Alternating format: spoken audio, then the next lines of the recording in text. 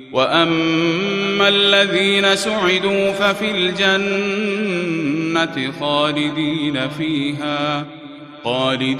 فِيهَا مَا دَامَتِ السَّمَاوَاتُ وَالْأَرْضُ إِلَّا مَا شَاءَ رَبُّكَ عَطَاءً غَيْرَ مَجْذُوذٍ.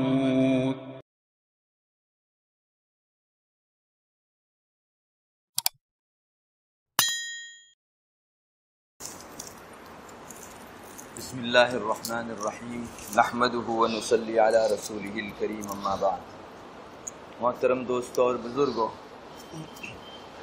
میں آپ حضرات کے سامنے نبی کریم صلی اللہ علیہ وسلم کے جو نبوی علاج ہیں ان کو ذکر کر رہا تھا. اس سے پہلے میں نے آپ کو بتایا کہ حدیث شریف میں شہد سے علاج کرنے کے متعلق نبی کریم صلی اللہ علیہ وسلم نے امتیوں کو ترغیب دی ہے.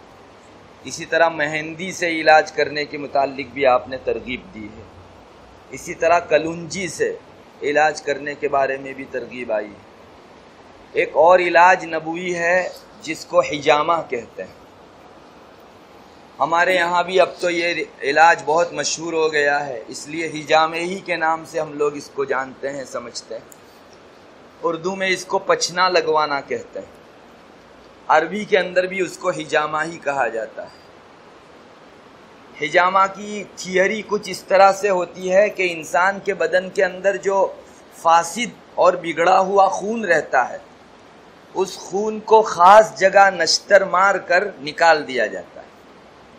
وہ خون نکل گیا تو اس سے جو بیماریاں بدن کے اندر پیدا ہوتی تھی ان سب بیماریوں سے انسان ایک درجے میں محفوظ ہو جاتا ہے. لیکن یہ مہارت کی چیز ہے کہ کس بیماری کے لیے کس جگہ نشتر مارا جائے. نبی کریم صلی اللہ علیہ وسلم کے ارشادات میں بھی ہم کو کون سی بیماری کے لیے کہاں نشتر مارا جانا چاہیے اس کا کچھ نہ کچھ اس کی کچھ جھلکیاں ملتی ہیں. چونکہ آپ صلی اللہ علیہ وسلم دنیا میں یہ دنیاوی امور اور طبی چیزوں کو بیان کرنے کے لیے تشریف نہیں لائے تھے. اس لیے اگر کوئی آدمی پوری طبابت حدیث شریف میں ڈھونڈنا چاہے تو یہ اس انسان کی بے عقلی ہے. حدیث شریف اس کے لیے ہے ہی نہیں. مگر جیسا کہ میں نے شروع میں بھی آپ کو بتایا، آپ صلی اللہ علیہ وسلم کو اللہ تعالیٰ نے رحمت للعالمین بنا کر بھیجا تھا. آپ آخرت کے معاملوں میں جس طرح امتیوں کی رہنمائی کرتے ہیں اسی طرح اللہ کی طرف سے آپ کو جو علاج بتائے گئے ان کو بھی آپ اپنے پاس نہیں رکھ پاتے، بلکہ ہمدردی میں اور شفقت میں آپ امتیوں کو بتا دیتے ہیں. یہ غایت درجہ آپ کی شفقت ہے. اگر آپ ان علاجوں کو امت کے سامنے نہ بھی رکھتے تو اپنے نبوت کے وظیفے میں کمی کرنے والے قرار نہیں دیے جاتے، چونکہ آپ تو اخروی اور تشریعی امور کے لیے تشریف لائے تھے. دنیا کی چیزوں کو بیان کرنا آپ کی ذمہ داری ہی نہیں تھی. مگر یہ آپ صلی اللہ علیہ وسلم کی شفقت ہے اور تمام جہانوں کے لیے آپ کو رحمت بنا کر بھیجا گیا. اس کی کھلی دلیل ہے کہ آپ نے ایک ایک علاج جو خود کو نفع دیا یا اللہ کی طرف سے آپ کو بتایا گیا وہ بھی امتیوں کے سامنے آپ نے رکھا. تو حجامے کا ایک علاج متعدد حدیثیں اس سلسلے میں موجود ہیں اور اس کو شرح شریعت الاسلام میں سنت قرار دیا. حجامہ یہ سنت ہے چونکہ نبی کریم صلی اللہ علیہ وسلم نے اپنی عمر کے اندر کئی مرتبہ اس طرح حجامے کروائے اور امتیوں کے سامنے یہ بات رکھی ہے کہ اس میں تمہارے لیے بہت بڑا فائدہ رکھا ہوا. حضرت ابو ہریرہ رضی اللہ تعالیٰ عنہ کی ایک روایت ہے، نبی کریم صلی اللہ علیہ وسلم کا کچھ اس طرح کا ارشاد ہے کہ حجامہ ساری بیماریوں سے نفع دیتا ہے. جتنی بھی دنیا میں بیماریاں ہیں ان سب بیماریوں کے اندر حجامہ کرنا نفع دیتا ہے. پھر آخر میں آپ نے یہ بھی فرمایا سنو حجامہ کراؤ، پچنا لگواؤ، وہ جو خراب خون ہے وہ نکلواؤ. آج کل ہمارے یہاں خاص آلہ ملتا ہے، پہلے کے زمانے میں نشتر رہتا تھا، سیپٹن کی طرح اس کو جو ہے مارا جاتا تھا اور فاسد خون وہاں سے نکالا جاتا تھا. اور ایک پائپ رہتی تھی، ایک نلی رہتی تھی جس کو اس جگہ لگا کر پھر جو حجامہ لگانے والا اس کو چوستا تھا. جب خون نکل آتا تھا تو باہر اس کو گرا دیا کرتا تھا اور یہ خون تھوک ڈالا کرتا تھا. آج کل دوسری سسٹمیں نکلی ہوئی ہیں، لیکن حجامہ آج جو چل رہا ہے وہ اسی تھیوری پر کام کرتا ہے جس کو نبی کریم صلی اللہ علیہ وسلم نے اس سے پہلے امتیوں کے سامنے رکھا تھا. کتنا واضح ارشاد ہے آپ کا کہ حجامہ جو ہے وہ تمام بیماریوں میں نفع دیتا ہے. جتنی بھی دنیا بھر کی بیماریاں ہیں سب کے لیے ایک بہترین علاج نبی کریم صلی اللہ علیہ وسلم نے فرمایا کہ حجامہ ہے. حضرت انس رضی اللہ تعالیٰ عنہ کی ایک روایت ہے جس میں آپ صلی اللہ علیہ وسلم ارشاد فرماتے ہیں کہ تم جن چیزوں سے علاج کرتے ہو ان ساری دوائیوں میں سب سے زیادہ افضل اور سب سے زیادہ لائق 2 دوائیاں، ایک تو حجامہ کرانا اور ایک قسط بحری یا قسط بحری. یہ قسط بحری کوئی چیز ہوا کرتی تھی، کوئی پودا یا جڑی بوٹی ہوا کرتی تھی جو سفید رنگ کی ہوتی تھی. قسط 2 قسم کے ہوتے تھے، ایک قسط بحری اور ایک قسط ہندی. قسط بحری جو ہوتی تھی ونسپتی یا جڑی بوٹی تو وہ سفید ہوا کرتی تھی، اور یہ قسط ہندی کالی ہوا کرتی ہے. آپ صلی اللہ علیہ وسلم نے ایک تو یہ چیز بیان فرمائی، اور دوسری چیز آپ نے فرمائی حجامہ. ساری علاج کی تھیوریوں میں، طریقوں میں سب سے بہترین 2 چیزیں ہیں، حجامہ بھی ان میں شمار کروایا گیا. تو آپ صلی اللہ علیہ وسلم نے اپنے امتیوں کو کون سی چیز علاج میں بہتر ہوگی وہ بھی ذکر فرما دیا.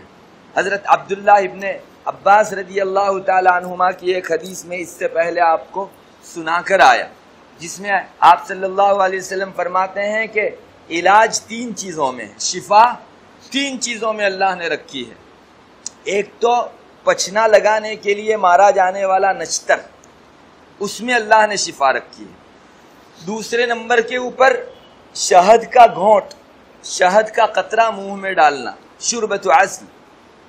اور تیسری چیز آگ کے ذریعے سے بدن کو داغنا. ان 3 چیزوں کو بیان کرنے کے بعد آپ نے فرمایا مگر میں اپنے امتیوں کو داغنے سے منع کرتا ہوں، یہ تیسری چیز امت نہ کرے.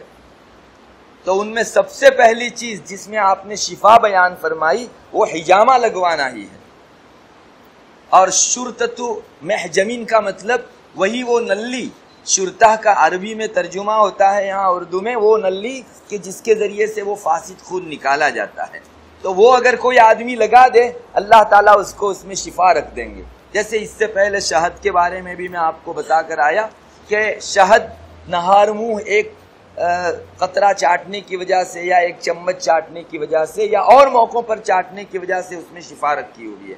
اور تیسری چیز داغنا، وہ بھی میں آپ کو بتا کر آیا. پرانے زمانے میں جب خون بہت دڑ دڑ نکلتا تھا یا کسی کا ہاتھ آپریشن جراحی کی وجہ سے کاٹنا پڑتا تھا تو خون بند کرنے کے لیے وہ خاص لوہا یا کوئی دھات گرم کر کے اس کو لگائی جاتی تھی اور وہ خون بند ہو جایا کرتا تھا.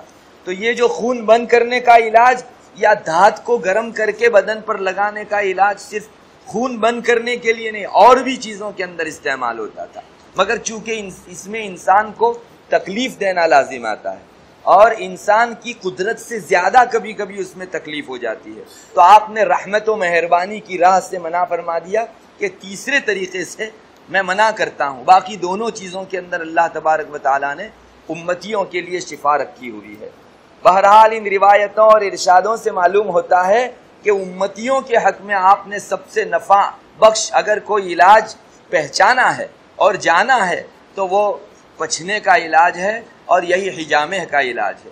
بلکہ بعض حدیثوں سے تو معلوم ہوتا ہے کہ اللہ تعالیٰ کی طرف سے باقاعدہ یہ حجامے والے علاج کے سلسلے میں آپ کو کہا گیا تھا، فرشتوں کی معرفت کہلوایا گیا کہ تم حجامے کا علاج کرو. چنانچہ حضرت عبداللہ ابن مسعود رضی اللہ تعالیٰ عنہ کی روایت ہے، وہ فرماتے ہیں کہ نبی کریم صلی اللہ علیہ وسلم نے فرمایا میں جس دن معراج میں لے جایا گیا تو اس دن جہاں جہاں فرشتوں کی جماعت پر سے میں گزرتا تھا، جہاں جہاں فرشتوں کی جماعت پر سے میں گزرتا تھا تو فرشتے کی ہر جماعت مجھ کو یہ کہتی تھی کہ اپنے امتیوں کو حجامے کا علاج بتاؤ.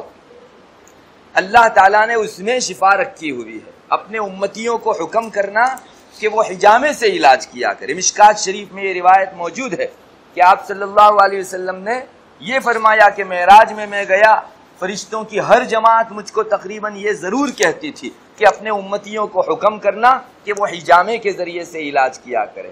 آپ سمجھ سکتے ہیں کہ فرشتوں کو ایک بول اللہ کی اجازت کے بغیر بولنے کی اجازت نہیں، تو ان کو ہر جماعت کو یہ بولنے کا مکلف کس نے بنایا تھا؟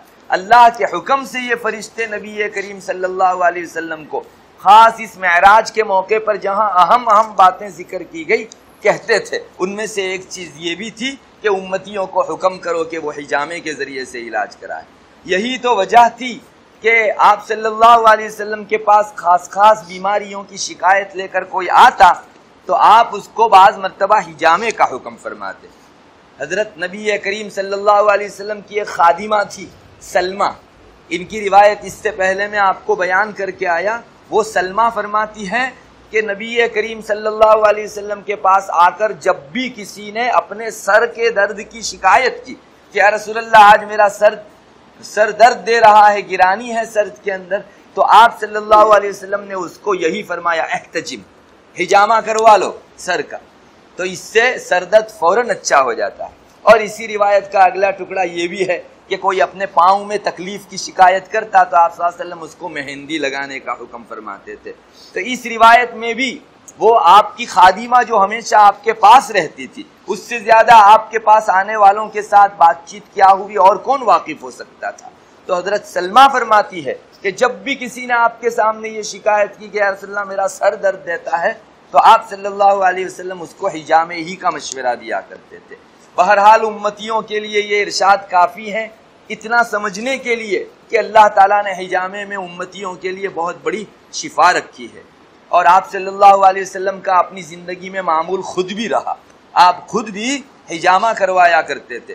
چنانچہ ابو کبشہ انماری رضی اللہ تعالی عنہ وہ فرماتے ہیں نبی کریم صلی اللہ علیہ وسلم کے پاس شاید وہ ایک مرتبہ گئے تو آپ کو دیکھا کہ آپ اپنی کھوپڑی میں یعنی سر کے اس حصے کے اندر بھی حجامہ کروا رہے ہیں، اور اپنے دونوں کندھوں کے درمیان کی جو جگہ ہے وہاں بھی حجامہ لگوا رہے ہیں۔ تو آپ صلی اللہ علیہ وسلم کو اس وقت ابو کبشہ نے یہ فرماتے ہوئے سنا کہ جو آدمی ان دو جگہوں کے اوپر حجامہ کروا لے پھر سال بھر اگر دوا نہ بھی کرے تو چل جائے گا، یعنی یہ دو جگہ حجامہ کروا دینا پورے سال کی تمام بیماریوں کی طرف سے انسان کے واسطے کفایت کر جاتا ہے۔ اور وجہ بھی واضح ہے اس کی کہ یہ حجامہ لگوانے کی وجہ سے خون جو برا اور فاسد ہوتا ہے جسم میں سے نکل جاتا ہے، اور آج کی ایلوپیتھی سائنس بھی اس کو مانتی ہے، اور طبابت میں بھی یہ بات طے ہے کہ جس کو ہماری گجراتی میں لوہینو وکار کہتے ہیں، لوہینو وکار بہت ساری بیماریوں کی یہ جڑ ہے۔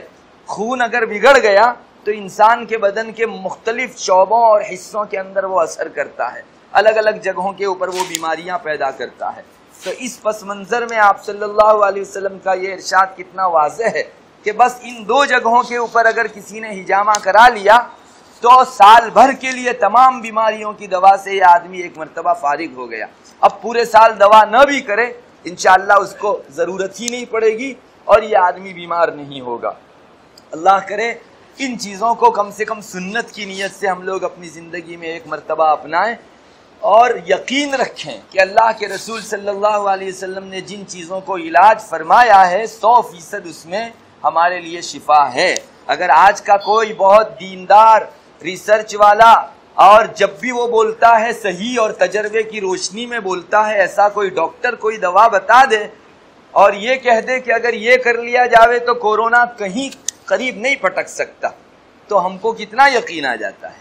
نبی کریم صلی اللہ علیہ وسلم کے ان ارشادات کے اندر اس سے کہیں زیادہ مومن کو یقین چاہیے۔